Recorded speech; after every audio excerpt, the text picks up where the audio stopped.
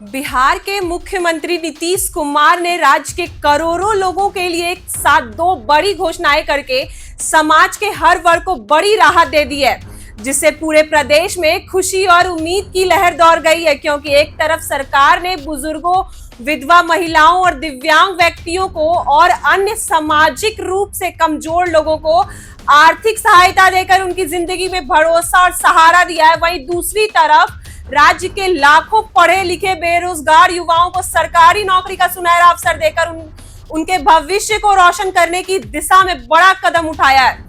और यही वजह है कि आज बिहार में हर तबके के लोग इस फैसले की तारीफ कर रहे हैं, क्योंकि यह सिर्फ एक घोषणा नहीं बल्कि एक ऐसा बदलाव है जो समाज को मजबूत, आत्मनिर्भर और बराबरी वाला बना सकता है। सबसे पहले बात करते हैं सामाजिक सुरक्षा पेंशन योजना की, जिसके तहत सरकार ने राज्य के 1,11,00,000 से अधिक बुजुर्गों, विधवा महिलाओं और दिव्यांग और आर्थिक रूप से कमजोर लोगों के बैंक खातों में सीधे 1100 की राशि ट्रांसफर की है। और यह राशि डायरेक्ट बेनिफिट ट्रांसफर के माध्यम से दी गई है, जिससे बिचौलियों, दलालों और किसी भी तरह की धोखाधड़ी की कोई गुंजाइश नहीं रही और पूरी पारदर्शिता के साथ यह पैसा जरूरतमंदों तक पहुंचता है। सरकार ने इस काम के लिए 1227.27 करोड़ रुपए की भारी राशि खर्च की है और यह पहली बार हुआ है जब एक साथ इतने लोगों को इतनी बड़ी आर्थिक मदद दी गई है। इस योजना के लाभ पाने वाले लोगों ने अपनी खुशी और संतोष जाहिर करते हुए कहा कि अब उन्हें किसी के आगे हाथ फैलाने की कोई जरूरत नहीं पड़ेगी।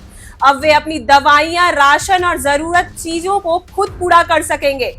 खासकर गांव की वृद्ध महिलाएं जिनके पास कोई स्थायी आमदनी नहीं थी, उन्होंने कहा कि सरकार ने उनके सम्मान को बचा लिया और अब उन्हें जीवन जीने की सहूलियत मिल रही है। वहीं मुख्यमंत्री नीतीश कुमार ने कहा कि उनकी सरकार की प्राथमिकता है कि राज्य के अंतिम पायदान पर खड़े व्यक्ति तक योजनाओं का लाभ पहुंचाया जा सके और कोई भी व्यक्ति भूखा, बेसहारा या लाचार न रह जाए।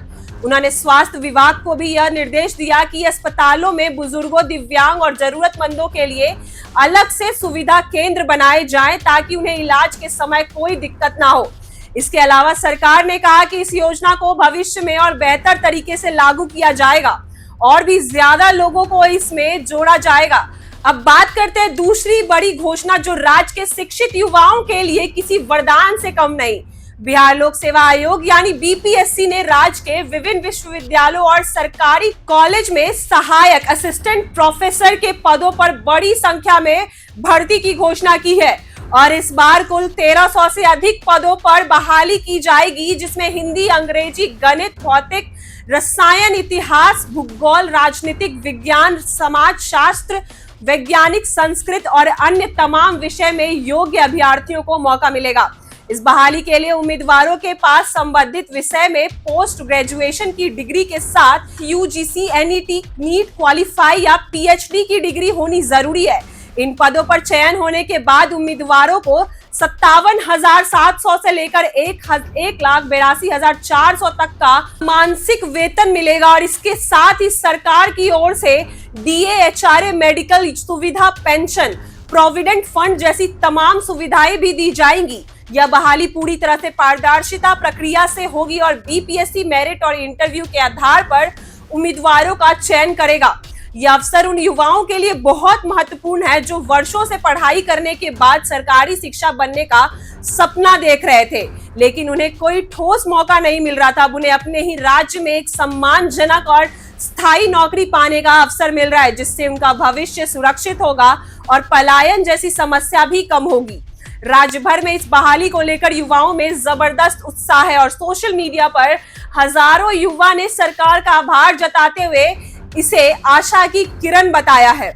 कई युवाओं ने कहा कि यह पहली बार है जब इतनी पारदर्शिता के साथ योग्य अभ्यर्थियों को आगे आने का मौका दिया जा रहा। इस दूसरी घोषणा के बाद यह साफ हो गया है कि बिहार सरकार हर वर्ग को साथ लेकर चलना चाहती है। एक तरफ बुजुर्ग, महिला और दिव्यांगों को आत्मनिर्भर बनाया जा रहा है, तो दूसरी तरफ युवाओं को एक स्थिर और सम्मानजनक रोजगार दिया जा रहा है। इससे न सिर्फ समाज में संतुलन आएगा बल्कि राज्य की अव्यवस्था भी मजबूत होगी और लोगों को सरकार पर भरोसा और गहरा होगा। नीतीश कुमार की यह पहल सिर्फ एक सरकारी फैसला नहीं बल्कि यह एक सोच है, एक विजन है जो समाज के अंतिम व्यक्ति तक विकास और न्याय पहुंचाने का काम कर रही है। और अगर इसी तरह योजनाएं जमीन पर उतरती रही तो आने वाले वर्षों में बिहार न सिर्फ सामाजिक न्याय बल्कि रोजगार और शिक्षा के क्षेत्र में भी एक आदर्श राज्य बन सकता है। इन दिनों घोषणाओं के जरिए नीतीश कुमार ने यह स्पष्ट कर दिया है कि उनकी नीतियों का केंद्र केवल चुनावी लाभ नहीं बल्कि जन सेवा और समाज की भलाई है।